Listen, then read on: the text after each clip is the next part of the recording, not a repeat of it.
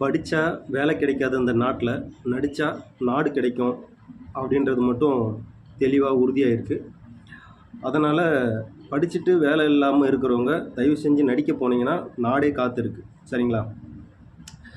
இப்போது ஒரு சாமானியனா என்னுடைய கோபம் என்ன அப்படின்னா, நான் எனக்கு மாதம் அரசாங்கம் ரூ. 1000 தருமா? இல்லை ரூ. 2000 தருமா? இல்லை எனக்கு புள்ள பொறந்தா எனக்கு மோதிரம் கொடுக்குமா? இல்லை நான் எவளையாவது இழுத்துன்னு போனால் எனக்கு தாலி அரசாங்கம் எடுத்து கொடுக்குமா? அதுக்கப்புறம் பார்த்தீங்கன்னாக்கா, எனக்கு பஸ்ஸில் போனால் இலவசமாக நான் போக முடியுமா? இல்லை எனக்கு என் பொண்டாட்டிக்கு யாராவது புடவை எடுத்து கொடுப்பாங்களா? இல்லை என் அக்கா தங்கச்சி யாருனா புடவை எடுத்து கொடுப்பாங்களா? இந்த மனநிலையில் இருந்து வாக்கு செலுத்துறது இருக்குல்ல, அதை விட ஒரு கேவலமான ஒரு விஷயம் இருக்கவே முடியாது. சரிங்களா? ஒரு நாடுன்றது பார்த்தீங்கன்னா, நான் உனக்கு புடவை எடுத்து தரேன், உனக்கு இந்த சீர் தரேன், அந்த சீர் தரேன், இது கிடையாது. சரியா? ஒரு ஒரு ஒரு முதலமைச்சருடைய வேலையோ, இல்லை இந்த அரசாங்கத்தை ஆள போகிறவனுடைய வேலையோ இது கிடையாது. சரியா? இந்த இளைஞர்களுக்கு வேலை வாய்ப்பு உருவாக்குறது, சரியான மாவட்டத்தோறும் தொழில் வளர்ச்சி உருவாக்கி, அது மூலயமா இளைஞர்களுக்கு வேலையை கொடுத்து, அவனை பெருமைமிக்க ஒரு வாழ்க்கையை வாழ வைக்கிறது தான் இந்த நாட்டை ஆளக்கூடியவனுக்கு ஒரு தகுதி வாய்ந்ததை நான் பார்க்குறேன். சரிங்களா? மற்றபடி பார்த்தீங்கன்னாக்கா, இவங்க சொல்கிறது இந்த மாதம் நான் ரூ. 1000 தரேன். அது எனக்கு எப்படி சொல்கிறதுனா, எனக்கு கடைசி வரைக்குமே என்னை பிச்சைக்காரனாக வச்சுருக்கிற மாதிரி இருக்குது. சரியா?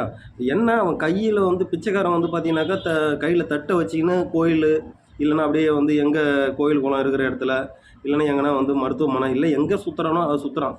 நான் வீட்டில் இருந்துன்னே அரசாங்கத்துக்கிட்ட பிச்சை எடுத்துன்னு இருக்கணும். சரியா? இந்த நிலையில் தானே வச்சு இருக்கிறதுக்கு தானே எல்லா ஆட்சியாளர்களையுமே பாருங்களேன்.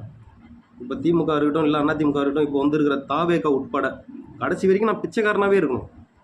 சரியா? இந்த நிலையை உருவாக்கி அதிலிருந்து வாக்க பறிக்கணும்.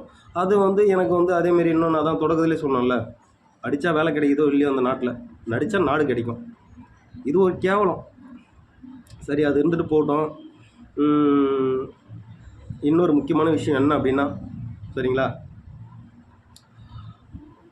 மிகப்பெரிய ஒரு தமிழ்நாட்டில் மிகப்பெரிய ஒரு சிக்கல் இருக்குது. இந்த 5 வருஷத்துக்கு நல்லா எழுதி வச்சுக்கோங்க. சரிங்களா? எனக்கு தெரிஞ்ச ஒரு ஒரு ஒரு குறைஞ்ச ஒரு அறிவில் நான் பேசுகிறேன். வெறி பிடிச்சி, சரிங்களா, வெறி பிடிச்சி இருந்த ரசிகர்களுக்கு கொஞ்சம் அறிவு வர்றது கொஞ்சம் கஷ்டம்தான். வெறி பிடிச்ச ரசிகர்களுக்கு அறிவு வர்றது கொஞ்சம் கஷ்டம்தான். அதனுடைய விளைவு தான் இது. சரியா? அதேமாரி இந்த 5 வருஷம் கொஞ்சம் யோசித்து பாருங்கள். 2026, சரிங்களா, 26 மே 4ஆம் தேதி நமக்கு ரிசல்ட் கிடச்சிருக்கு. அடுத்தது, சரிங்களா, 2031 இதே அதுக்குள்ளே நடக்கிற ஆட்சியில் நடக்கிற அவலங்கள் நிறைய இருக்குது.